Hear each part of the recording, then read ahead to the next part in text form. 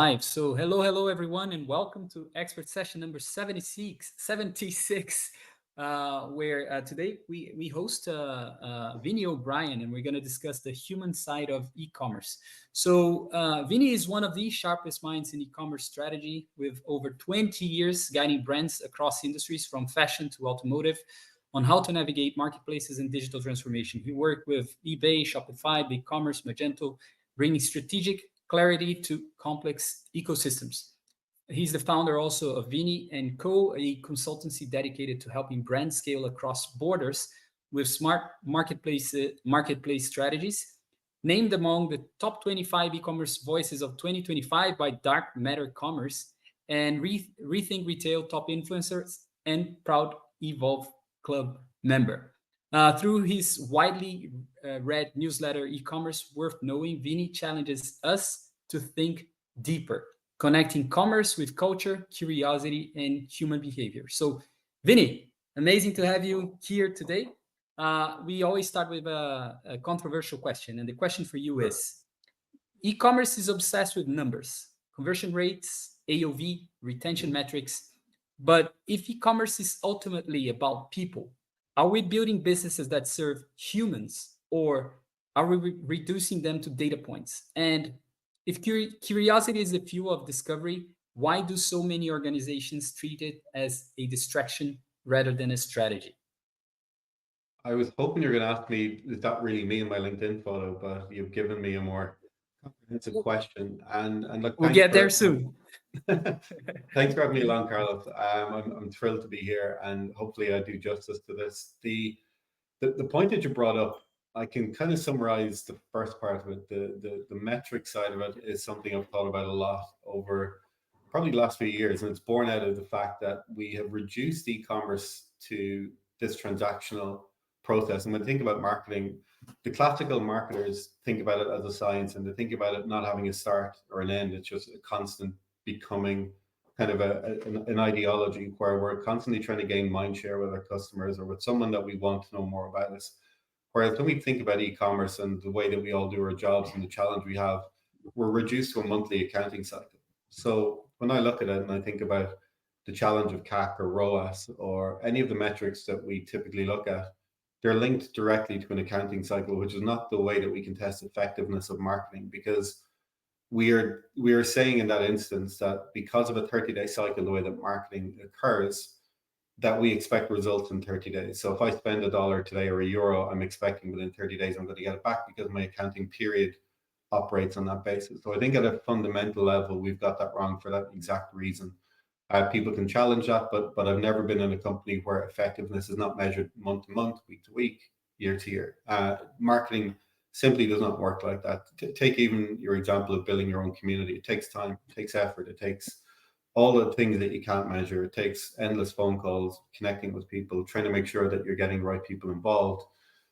And that is not something that we can quantify through monthly metrics. And I suppose I challenge it then in other ways as well to say, have we been getting it wrong? The conversion rate measurement over the last 20 years since I've been involved in commerce has been about 3%. No matter where you go in the world, 3% is considered good, it's considered average, but it's about the benchmark. We're happy to leave 97% of traffic behind us because 3% is good. And that has not really changed in all the time that we're doing commerce. And like I said, that's if you're in a good space. Now, there are people operate left and right of that number, but as a general rule of thumb, I would say that metric alone should tell us that something is wrong over the time period of 15 to 20 years. Now, the human side of it, and I'm happy to kind of stop at any point, Carlos, if you want to jump in, but the human side of it is probably where I've arrived recently to say that is why we've got it wrong. And there's this brilliant discussion I had with a guy called Dave Finnegan. He was CMO at Build-A-Bear. I got to know him over the last couple of years. He's been to Ireland on a few visits. He's US based.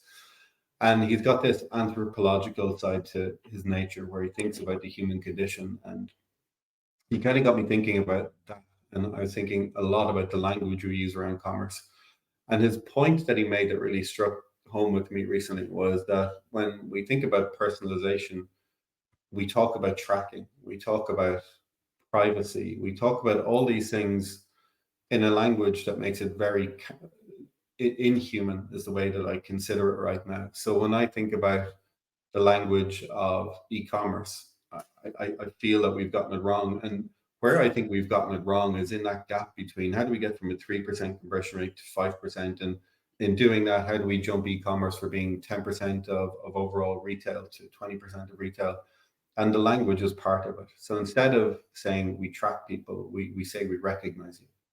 So as a Mhm. consumer, we recognize who you are. And we don't publicly say that, our software companies don't. But if you're told that you're in a consumer recognition software company as opposed to personalization, the way that you think about Mhm. your product, the way that you design, the way that you think about your consumer, your end user, ultimately is different. And I think combining a new way to think about the language we use around our industry and thinking about those core metrics and time and it's that idea that time is a thief because we operate in these short windows. We put huge pressure on new people into the industry, and the people who are getting it right and seemingly having success stories are people who don't seem to operate within the limits of time, channel, or content sociability. They're probably a generation or two below me, and that's where I suppose I'm really starting to see interest and get enthused by it. They're people who are not encumbered by the legacy of the last 20 years, which means I'm unemployable. The way I kind of look Mhm. in my own words. So Mhm. hopefully I've answered some of the question along the way there for you. I think the point you touched. So thanks for that. And the point you mentioned about language is so important because what I see is like business has, whether it's e-commerce, it's just a language of business. Like if you're in B2B, you're targeting people. Like it's as if you were in the army. You know, Mhm. you become a target all of a sudden. So I think that point that you're bringing is so interesting because the reason why I created Evolve, and I just couldn't explain back in 2017, but it was out of my frustration with e-commerce vendors and Yeah. people in marketing. And I would say, like, I mean, I'm building relationships, and then eventually I would have an opportunity to say, hey, here is X, here is VTEX, here's whatever. Have you heard of it? Do you even need it? Do you guys use anything? So, but you need to start a conversation somewhere. And if you're treating people like a target, it's I think you're gonna get the same treatment in return. You know. Yeah, there's a lot written about it, but if you think about the traveling salesman of like the 30s, 40s, 50s, and when we really get into consumer products, the guy going door to door, the girl, you're going around in the hope that enough people will buy your product that you can pay your salary that week. And then your other hope is that when you come around to them again in 4 or 5 weeks' time, that they remember who you are and they'll buy another part of it, or the Bible salesman. So every time you come to them, they remember a little bit about the relationship that you had. And your job along the way Mhm. is not always to sell, it's about to learn about them. Do they have kids? Do they have neighbors that they talk to? Do they like the same sports team that you like? So you're all the time trying to figure out what are those common grounds that you can build on to start getting to know people better. And there's, that is something instinctive in us as humans. Like since the time we've been evolving and continue to evolve, we seek out community everywhere we go. And yet when it comes to business, we get into this transactional format. And it's probably where I arrive when I think about the most successful e-commerce business in the world is Amazon, and they're the most transactional in the world. They don't Mhm. they don't fuss over user experience a great deal. The website has not changed too much since they went to IPO in '97, and Mhm. they provide function over form, and it's still the place that most people will go when they want something simple, quick, and easy. And to my mind, it's why marketplaces win, Carlos. It's that they provide function over form time and time again. If people want to do brand discovery and scroll through Instagram or TikTok, it's for different reasons. It's not necessarily to get into that transactional mode. And I remember the quickest transaction I had on Amazon. I was at an airport. I spoke to someone about a book. I wanted to go buy it, so I spent 11 seconds from search to checkout, getting the product that I Mhm. wanted, knowing that when I came home from my trip to London, it was going to be there for me when I got home. That was completely transactional. It had nothing to do with anything else, but I just knew I was going to get the thing I want in the way that I want, and I trusted the buy box. So the system works. Yet we spend all this time fighting against the tide to create these new experiences.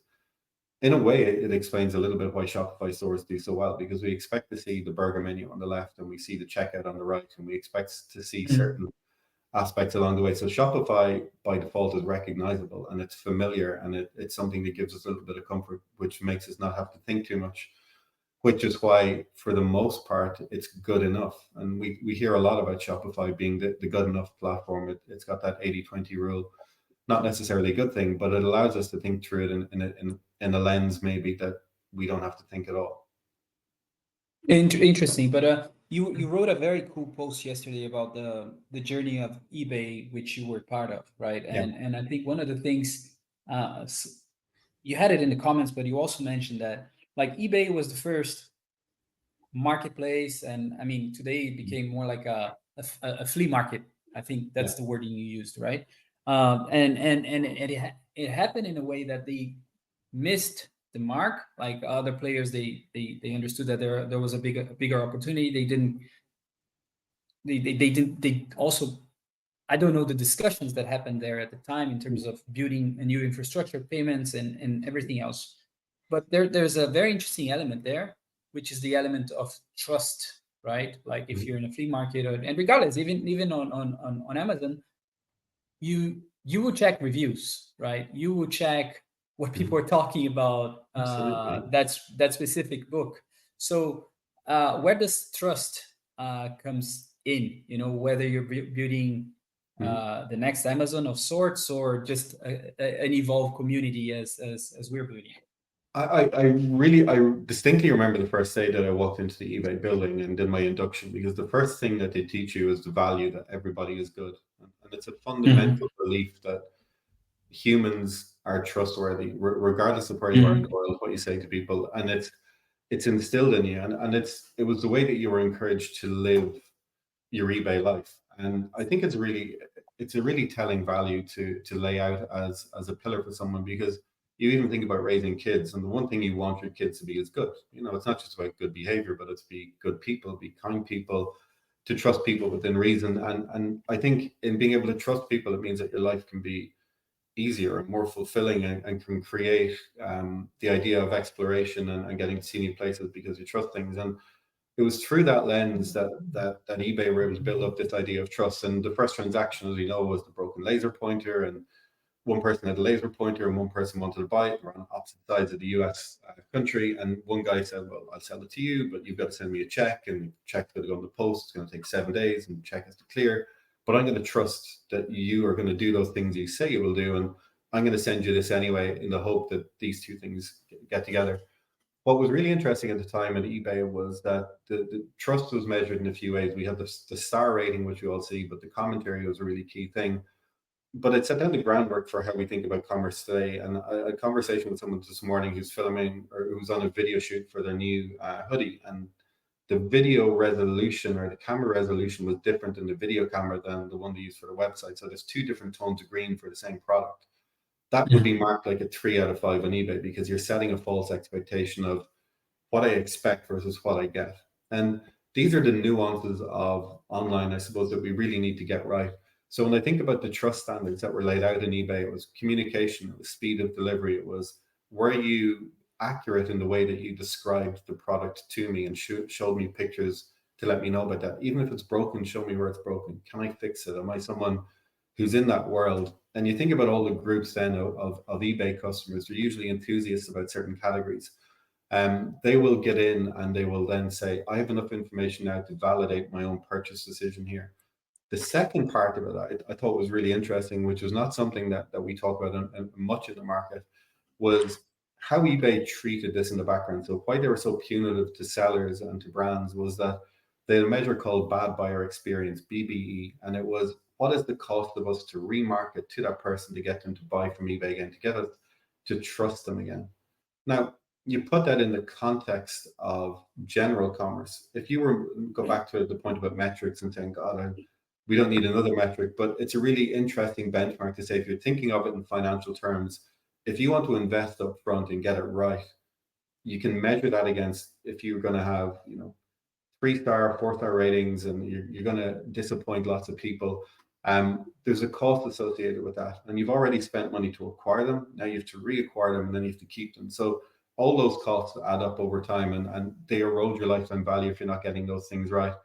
The final part about it is that you've got to do something when you're in that feedback loop as well, which is something that eBay did really well. They either punished sellers, they removed listings, or they asked you to improve. And over time, they've gradually done all of those things really, really well, which has allowed them to still maintain a position of strong GMV delivery over 30 years, which is what they celebrated yesterday. But it's the perception of the channel. I think that is something that they fail to actualize over time. And there's going to be very quickly a generation of people who don't know what eBay is, and they'll have to retrust it all over again. Maybe that's the opportunity for eBay. It's to recreate that idea of trust. Final part of all of this is, within all of that, we have developed ecosystems. And when I was in there early on, I was employee number 2 to go meet a customer, not employee number 2, but employee number 2 to meet a customer. They had to then start trusting us, because up to that point, eBay support was phone based and was email based. So we had to go and deliver trust as people, which was much easier to do because it was an in-person thing. And we were able to build up networks. We were able to work with third-party software developers. We were able to work with retailers. I worked in the JD Sports warehouse as part of that to try and understand how the warehouse operates, because it wasn't something that was in my skill. Yeah, I loved it. I got to do loads of crazy stuff because I was willing to learn and put my hand up.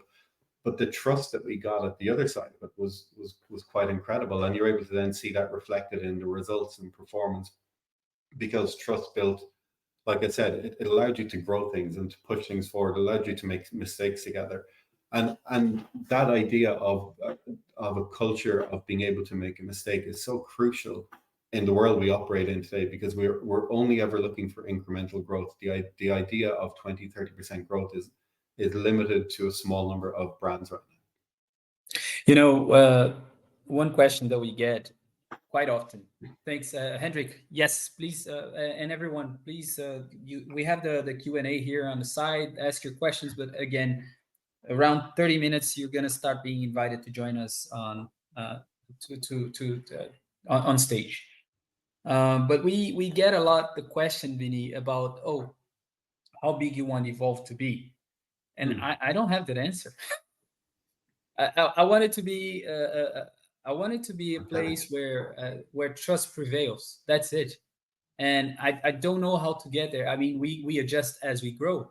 I think that's the answer. I mean, for example, I see Evolve, like the dream is to kind of like be a Michelin restaurant, maybe, but not necessarily the most expensive one, but it has to have like a high bar where it's not necessarily that easy to get in. But once you're in, I mean, you're gonna have a great time, and people here are people. So that element of I don't have the answer. How big do I want Evolve to be? And the question that I have for you is like about building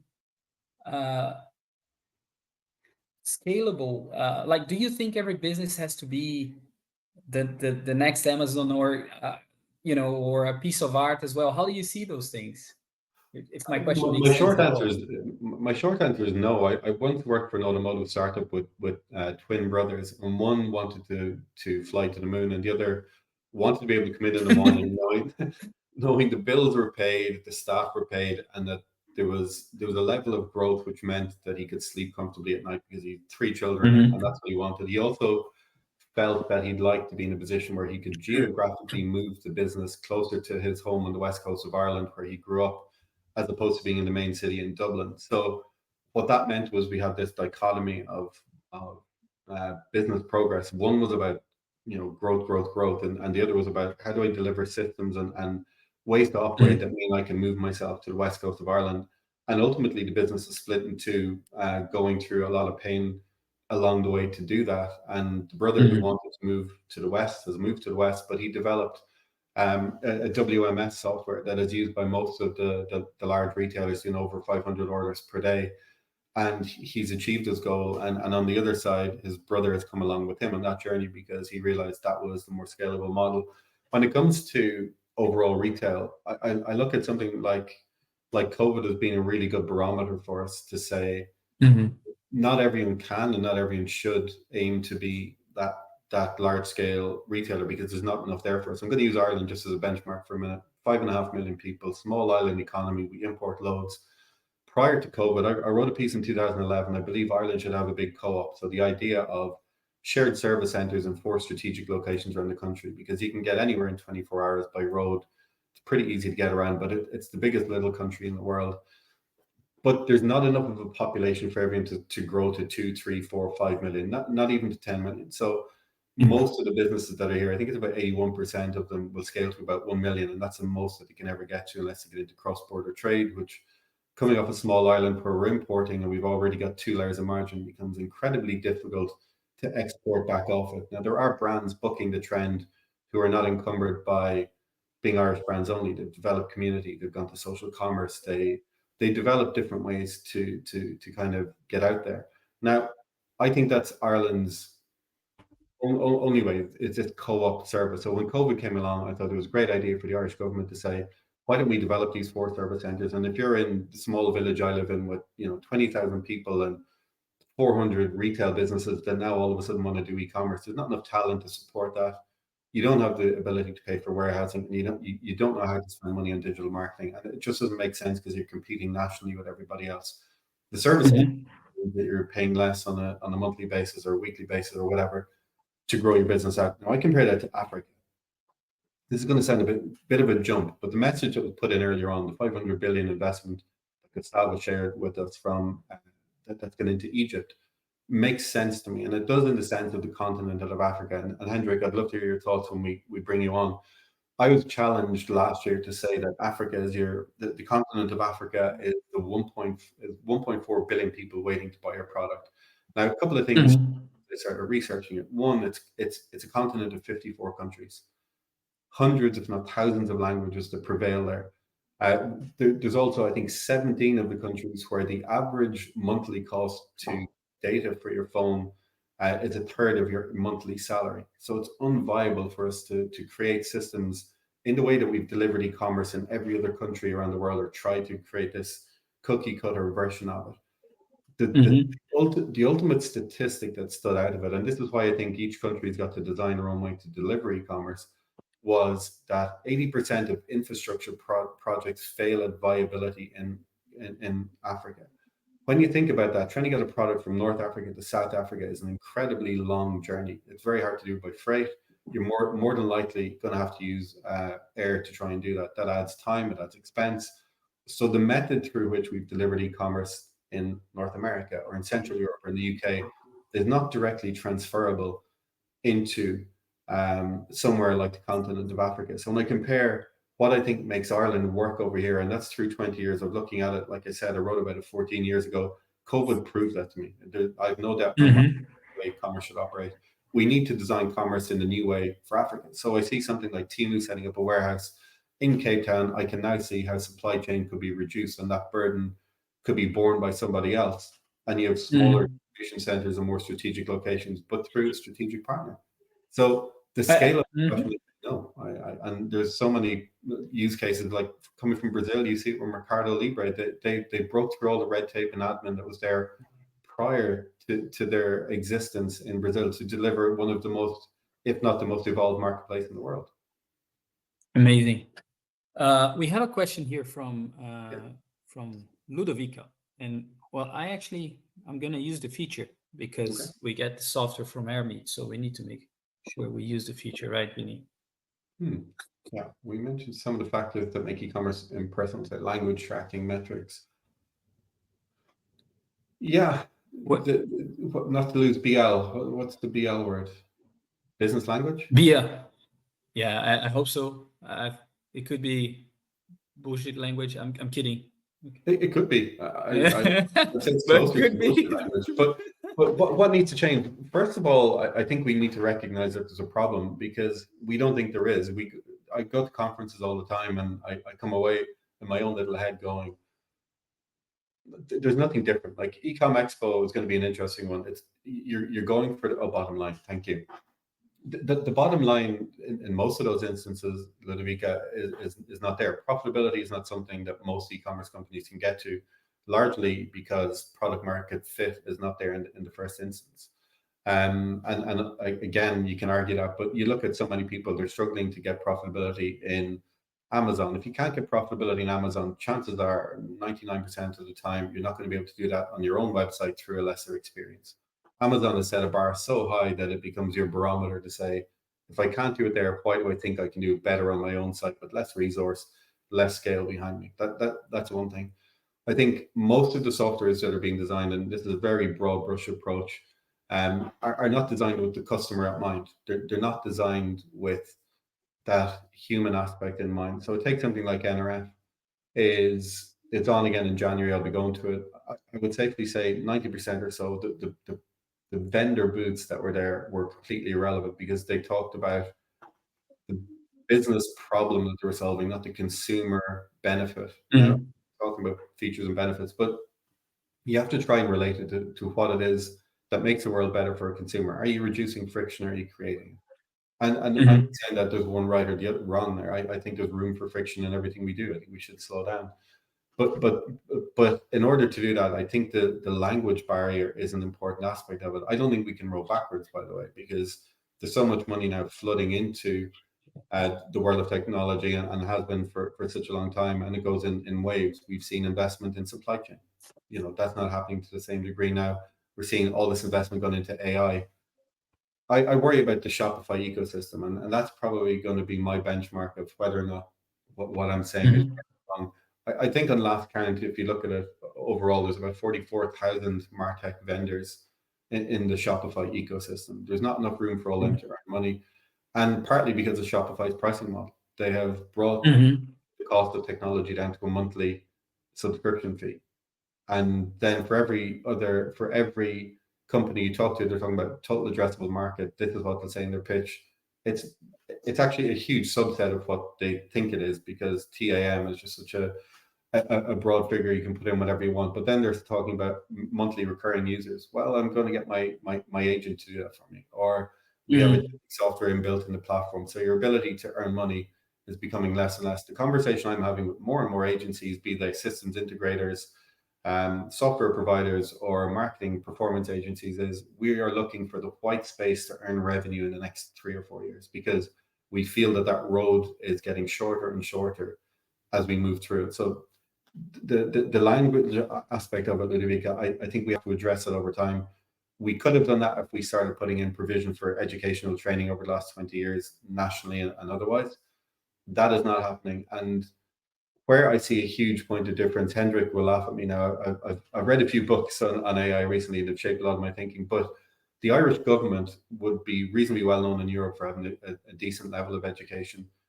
2 weeks ago, we put in place for preschool toddlers, so this is 3-4-year-olds, a new way of learning, and the wording in it sounds like it's come from tech companies who are resident here, like Meta or Alphabet, or take whichever one you want, that all domicile in Ireland for tax reasons.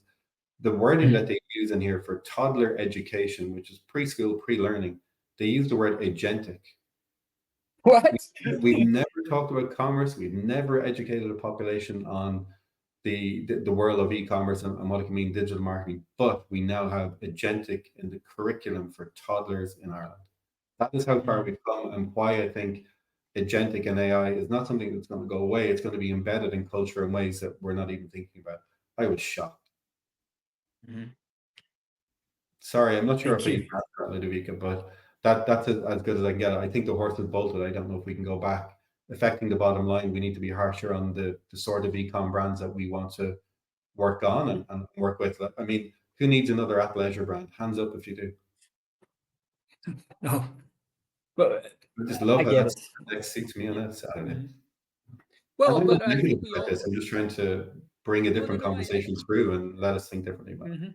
Yeah, exactly. But I think as long as I think consumers thinking of evolve, thinking of communities, of brands, or whatever, we crave for what's different and what connects us. So I think, to your point, I think there's always space, as long as you're not trying to play in the same space that someone is there. So if you're selling athletic leisure, what else are you going to do differently, so you're not competing on price? Because then otherwise if you're competing, I don't know, with Lululemon, is it what they do? Yeah, Lululemon, Um, yeah. yeah, that, I mean, then I think you're toast. But if you can create a concept that is going to take time and play a different game, maybe So there's going to be, consumers for that. and I do have first-hand experience. As director of a D2C brand for 8 years, we designed thermally insulated tents. So if you're camping and it was cold, it keeps the temperature 15 degrees Celsius warmer than if you were Hmm.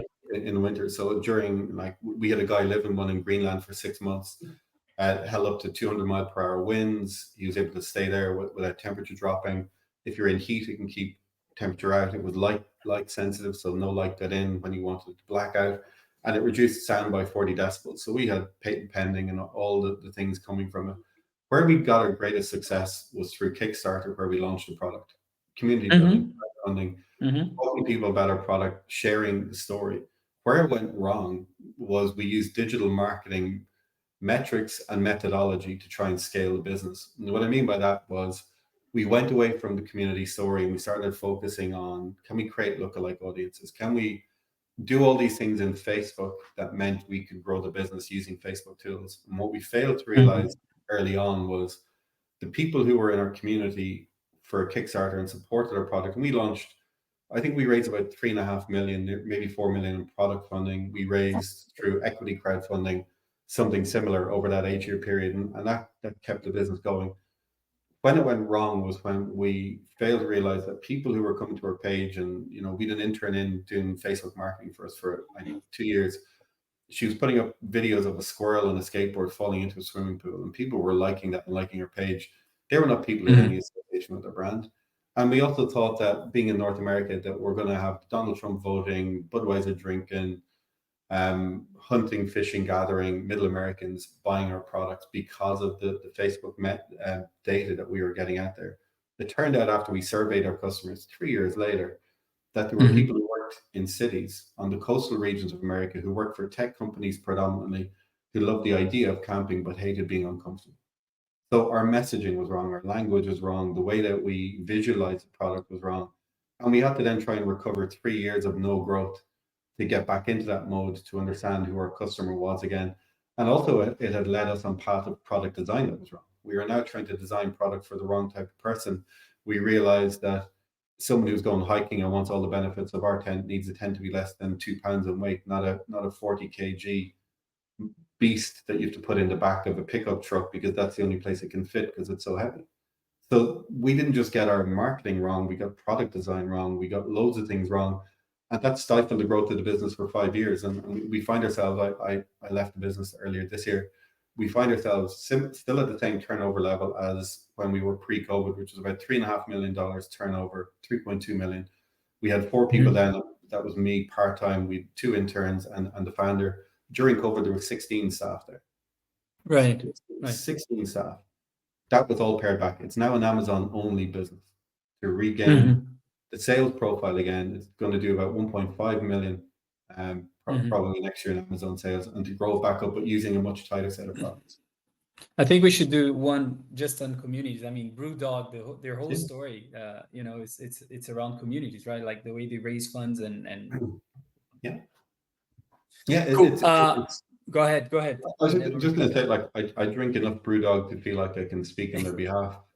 Um, but they listen. The other great example was Gymshark during COVID. They were an athleisure brand in the UK who famed themselves by going out to gyms. The owner did.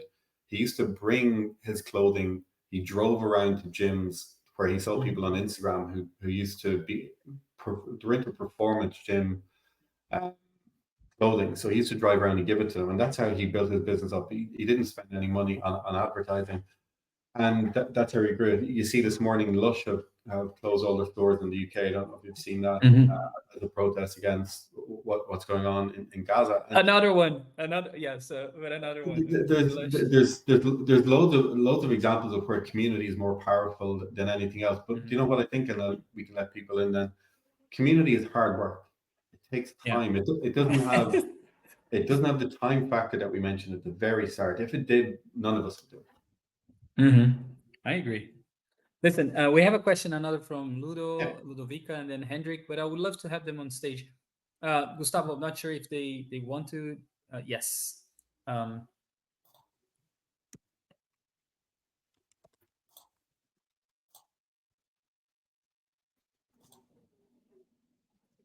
or you're on.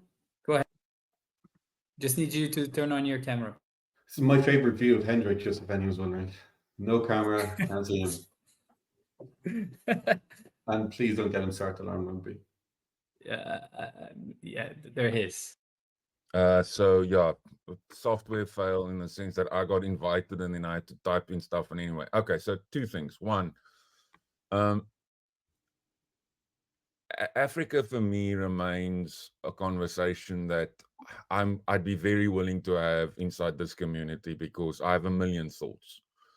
And the simple truth remains is that we are still looking for a model that actually works for e-commerce. So let me just put that there.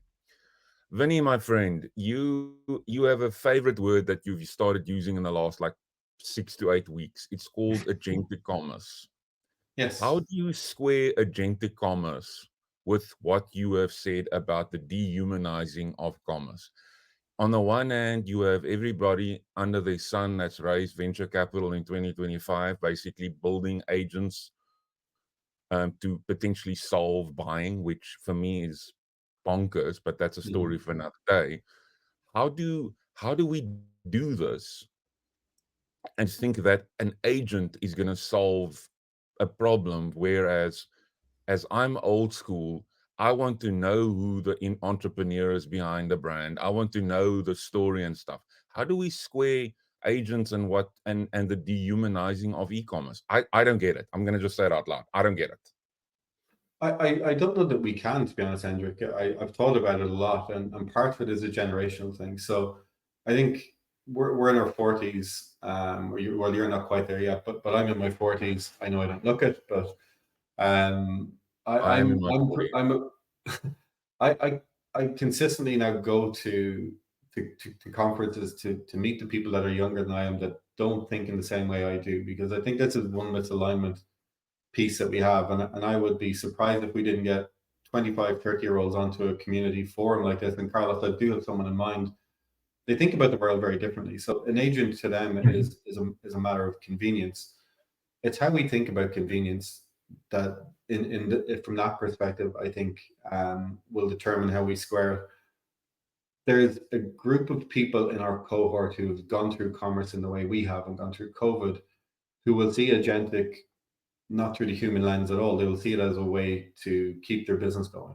And I think we've got to reconcile ourselves with that fact that there will be so many businesses, particularly that are e-commerce only, that will go down the agentic route because they see it as a path to profitability. They will not address the problem of product market fit. That is my belief, because it's what we're being told. We're being told Shopify, we will now solve all your back office admin problems and use Sidekick to do it. You don't need reporting. You don't need an agency. Just talk to Sidekick. It will do it. What could go wrong?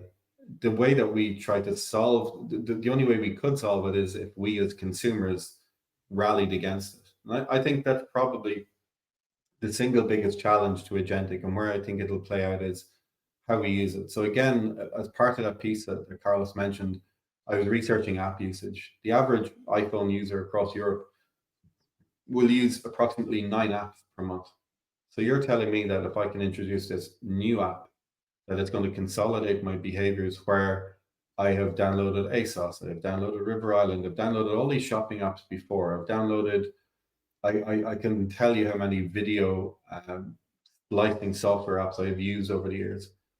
I don't know that I would trust one agent to do it yet. I find myself using Perplexity. I use ChatGPT. I use these other apps on my phone different to how I use any other app, probably except WhatsApp, I see as being the only other viable route to something like that. So I think there'd be much bigger human cost than we think in the development of it. And there's already been huge human cost in the building of it, where we've had people looking at some really terrible scenarios to build out the modeling scenarios that we see behind all the LLMs. So I think The human cost is already there. There's going to be an even bigger one that will be more visible.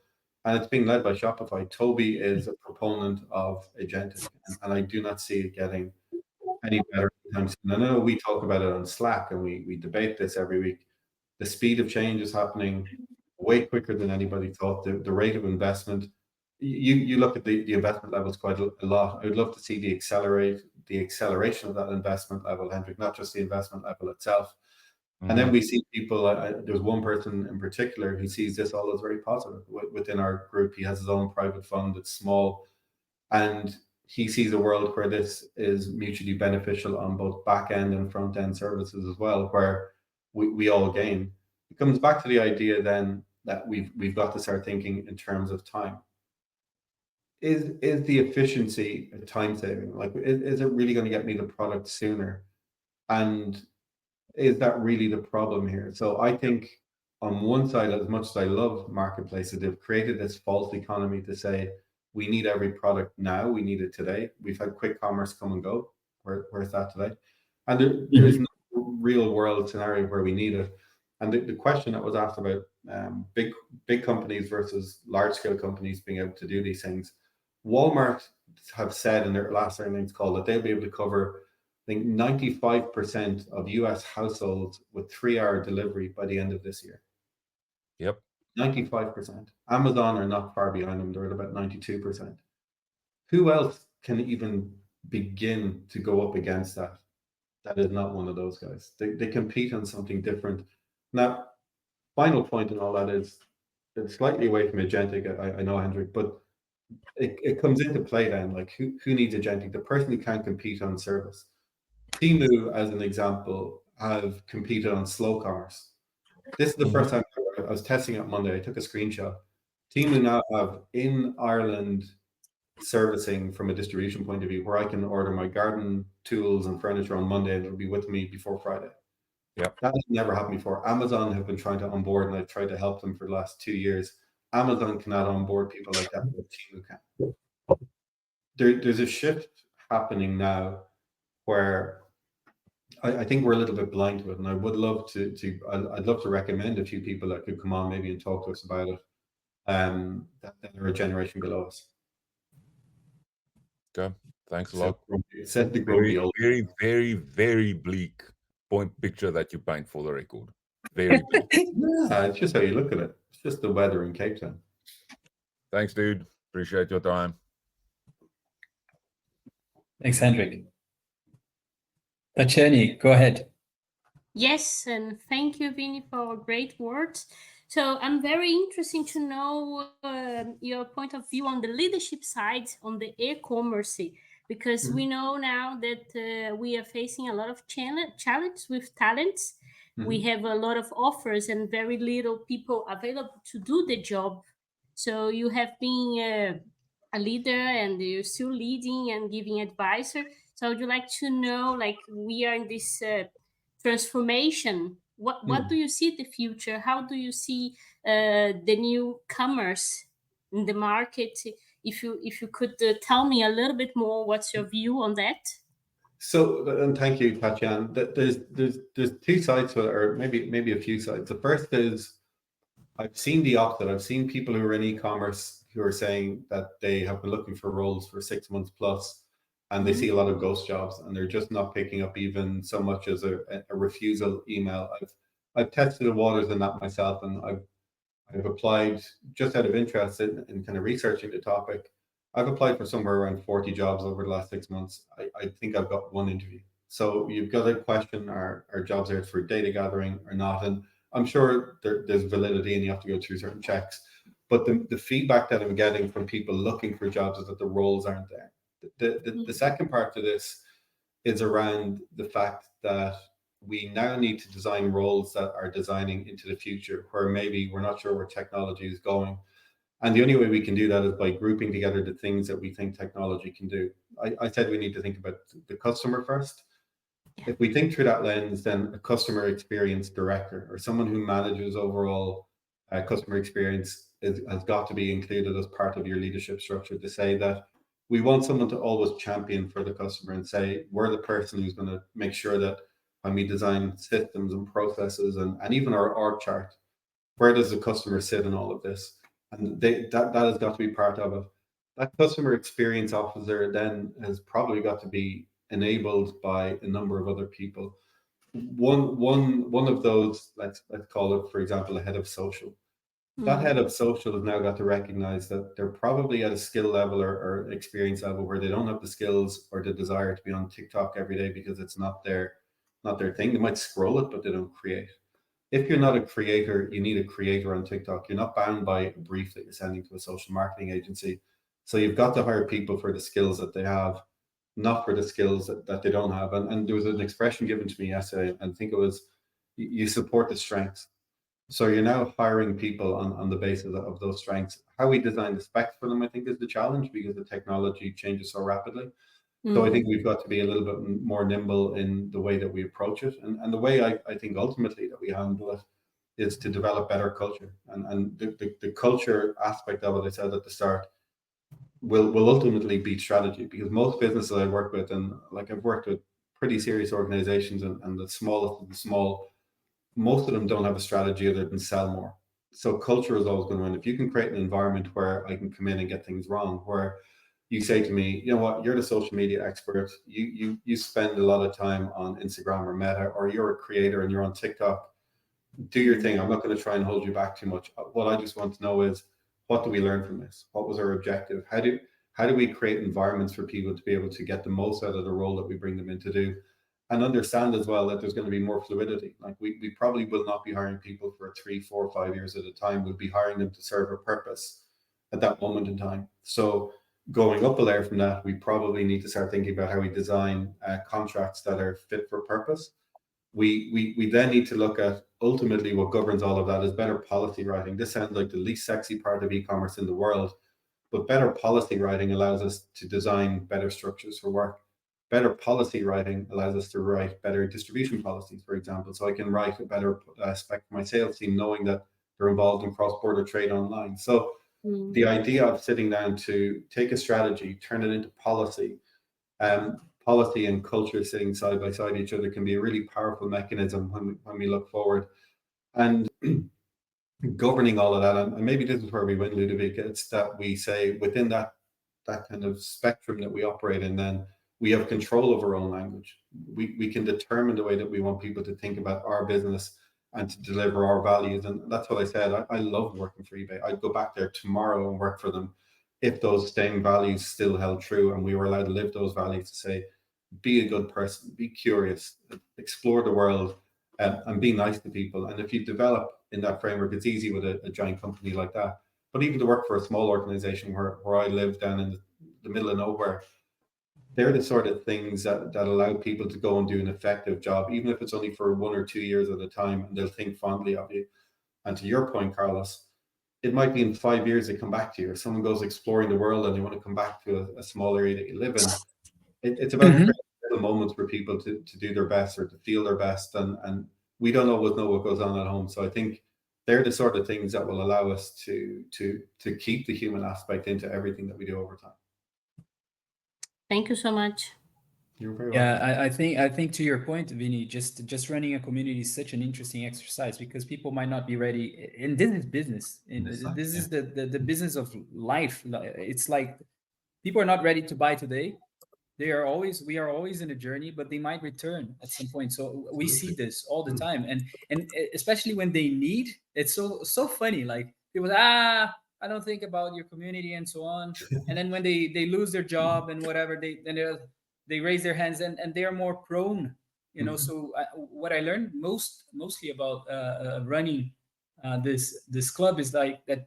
There's some people who get community. You're one of them. You've been contributing from day one. But when people are in a transition, that's very powerful. Like because then they need it, and that's what Gustavo and I we've been focusing on. So just to your point there. No, it's hugely relevant. I think the idea of being not just the right fit, but the right time is an incredibly difficult thing to do, and you can't plan for that. So what you've got to do is build relationships and be ready at the time that someone needs you, or you need them, and be prepared to pick up the phone or answer an email. And it's really important right now when, you know, there's so much change in the world and so much anxiety as well, that you can rely on certain areas. And I said that at the outset, that I feel now like on a Thursday at midday, I know where I want to be, and it's not where I have to be or where I need to be, but where I want to be. And I didn't have that before I joined the community. Genuinely, Carlos, I might be in transition in 6 months' time, and I'm sure that here will really help me, that I will know someone that I can just ask a question to. And the value that we fail to put on these things, I think, is hugely, it's huge and underestimated. And even at the language you use, you call it a club. Why did you choose the word club? Why did I choose? So that's a good question. We chose club because we have communities from the get-go, and understanding that. So that's how we are differentiating. The club is closed, right? It's not for everyone. The community is more open, but there's still a vetting process. So we want it to be a community, but we use the club as a way to filter it, people even more, to narrow it, our offering even more down. You know, like, and community is more open, but we still have the vetting process. So it's not everyone who can be part of a community, our community. We vet them. Yeah. But once you're there, we welcome you. And I'm not sure if I answered your question. No, you 100% did. Like, you've thought a lot about it. You've put consideration into where each person sits.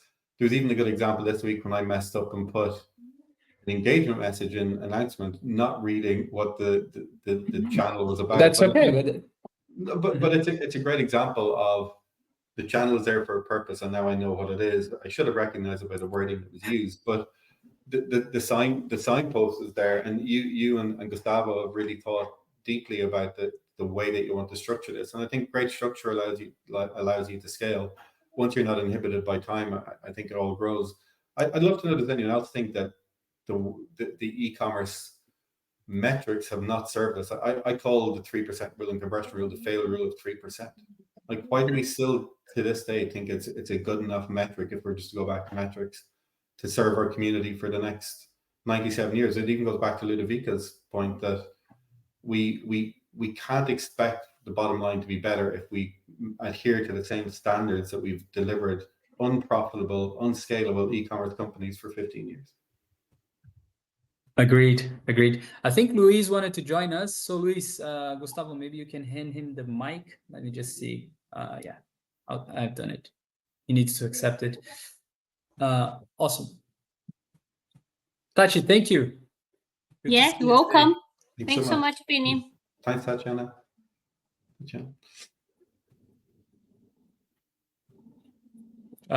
Luis got stage fright. We can bring him back on, right? He'll come back on, I'm sure, to say hello. Yeah, it was Gustavo's fault. Yeah. That's okay. He's joining again.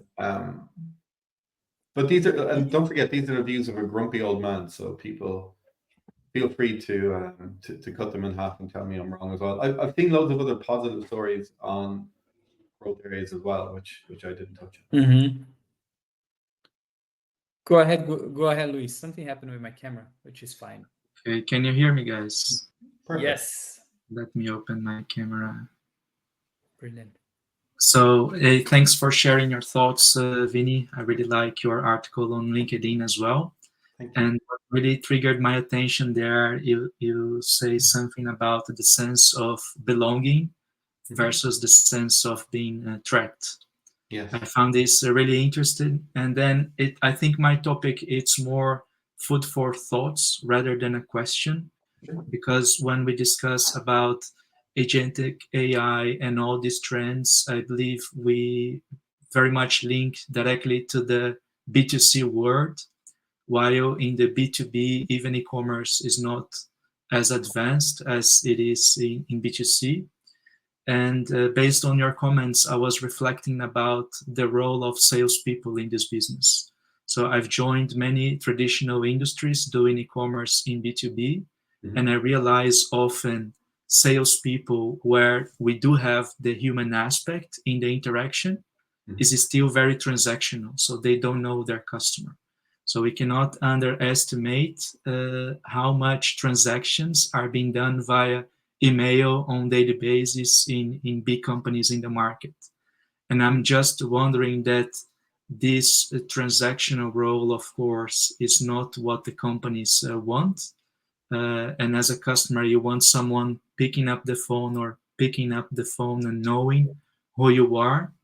At the same time, I do see the race for efficiency on these matters. And this transactional role, for example, receiving a purchase order created in an ERP, reading the purchase order and just building a transaction in SAP, this is going to be gone pretty quick via these agents. And then it leaves more space to build meaningful relationships with the customers. I'll respond a little bit because I'm just finishing a paper for BigCommerce, and it was researching 600 B2B companies. I've written 2 white papers in North America this year, so I have a reasonable frame of reference. I think B2B companies would bite your hand off to get rid of their sales teams, and I really mean that, because you have this way of operating now that says I can get more money more frequently and more often from customers that I really value. You can also now get in and start saying, well, how do I de-risk this? I think once the questions really start being asked of the sales profile in B2B, it becomes almost an inevitability that the agentic way of working becomes far superior than the human way. And it's not about relationships at all. It is transactional, because that's what it is. You're filling a need almost every time. If you're in healthcare and you need swabs for a hospital, or needles, or you need whatever the supply is, you just need that when you need it. You need it delivered and at the best price, and you need to trust that the price is the best you can get. And if you've got an agent working on your side, talking to an agent on the other side, and you don't have any of that haggling process. So we can see that happening. When it comes to something like de-risking, the first thing that the analysis will expose, even without AI, is you have 400 customers and 80% of your sales are with 20 of them. Like this very simple analysis, which is an oversimplification, becomes a huge risk for B2B. And there was one big B2B company I worked with from Ireland, actually, and when we were doing their analysis, we found out that they didn't have any single supplier accounting for more than 1% of their revenue, which was an incredible position to be in. So their ability to continue to grow and manage distribution was great once someone fitted that profile. But getting into large-scale distribution agreements with someone that didn't fit the profile made no sense to that business. So I can see agentic making way more sense in B2B. And the way that I've kind of come to rationalize this, Louise, in my head, is that I think B2B commerce gets it right because it solves for business problems first. So all of the design, it's rarely about front-end design, it's rarely about customer experience. I have legacy ERP that's going out of date and I need to replace it. Okay, opportunity to regroup, rethink, and redraw the way that we do business, if you want to take it like that. The second part of that is you can see results quickly because it's time to deals are quicker, the way that you're processing is less admin. And then the final part is, it's like, well, now all the benefit is we can go to new channels. We can open our book to non-paying customers. We can improve cash flow because we'll get cash up front because these guys aren't on credit. Great, we've now got an extra 10% revenue per year by doing something like that. So the use cases in B2B are far more attractive than they could ever be in B2C. And I can see, a lot of B2C consultants transitioning over into B2B before long. I see a lot of doing it already, but I think that's where it's going. I'm quite forthright that when people start seeing those sorts of gains, that more people will be embarking on digital change projects. I believe so as well, and looking forward to your research. Let us know when it's ready. It'll be published, I think, by the end of the month. Cool. Thanks, Vinny. No worries. Thanks, guys. All right. So do we have more questions? Hendrik, you wanted to ask another question? Was it? Because you wrote plus one. He's just stretching. He's just seen that. He's just stretching. something happened with my camera, so been trying to turn it on and off, but seems something happened here. So yes, he's got his hands raised. Very good.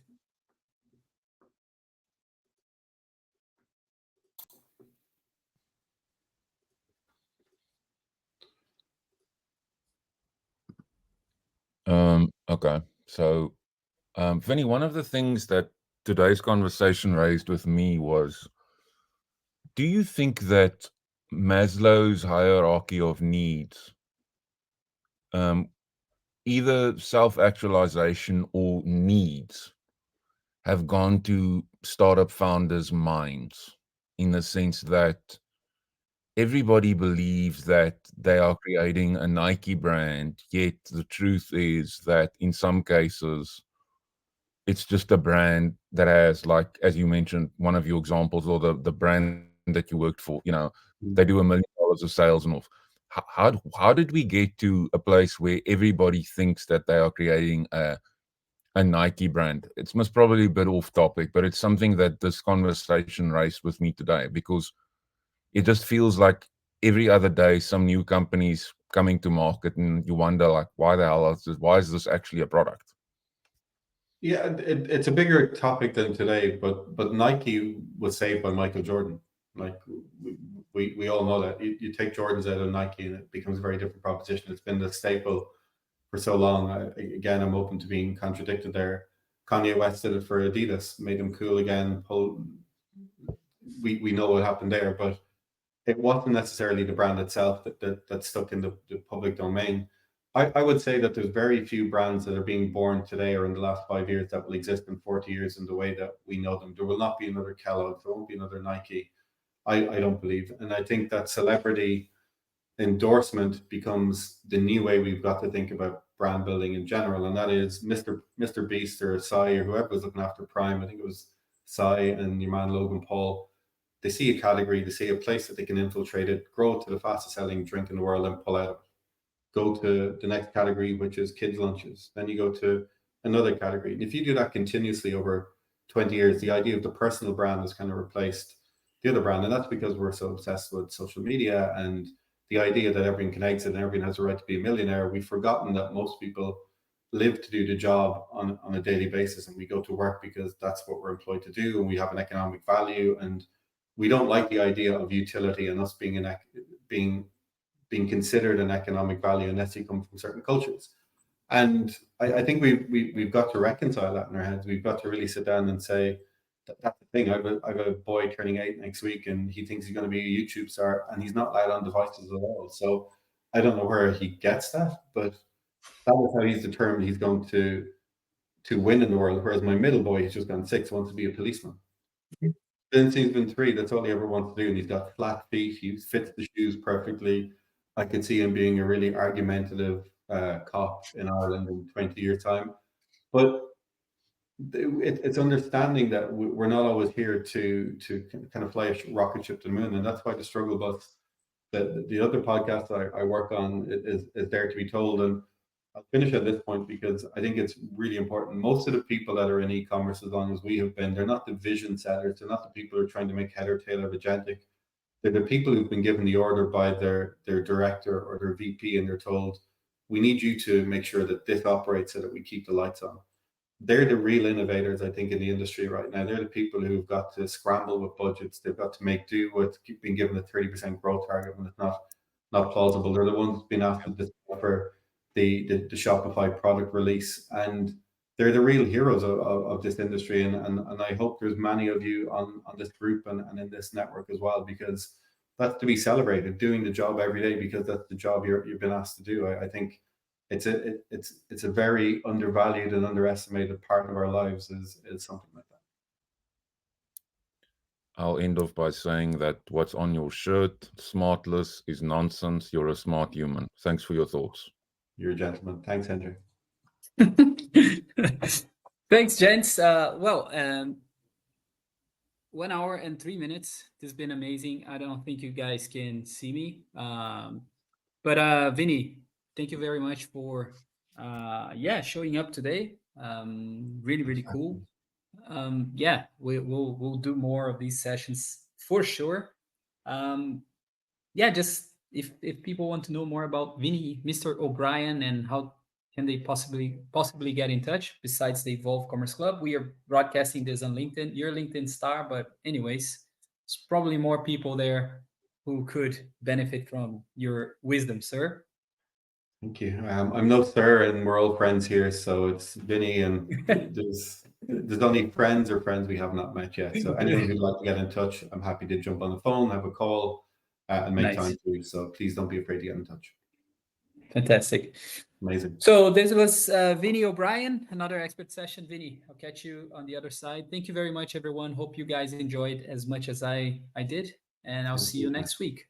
See you guys. Bye. Have a great week. Bye-bye.